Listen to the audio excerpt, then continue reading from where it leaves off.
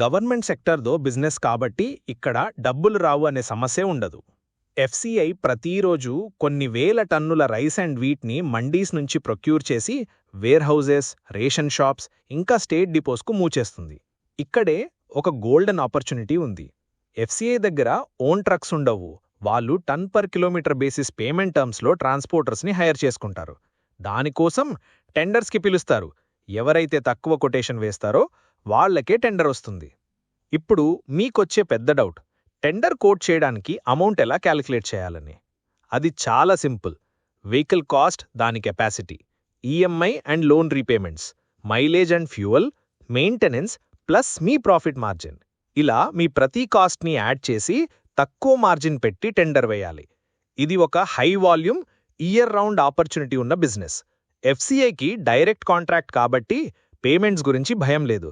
So మీరు logistics business చేయాలి అనుకుంటే దిస్ ఈజ్ యువర్ ఛాన్స్. కానీ నిజం ఏమిటంటే proper calculation, guidance and training లేకుండా ట్రాన్స్పోర్టర్స్ వాళ్ళ ప్రాఫిట్స్ని ఫ్యూయల్ మరియు బ్రేక్ డౌన్స్లో పోగొట్టుకున్నారు. ఇక్కడే మీ బిజినెస్ మీకు గైడ్ చేస్తుంది. టన్ పర్ కిలోమీటర్ రేట్స్ ఎలా క్యాలిక్యులేట్ చేయాలి, ఎఫ్సిఐ టెండర్స్లో ఎలా పార్టిసిపేట్ చేయాలి, మీ ట్రాన్స్పోర్ట్ బిజినెస్ని ఎలా స్ట్రక్చర్ చేస్తే లాంగ్ టర్మ్ గ్రోత్ ఉంటుంది.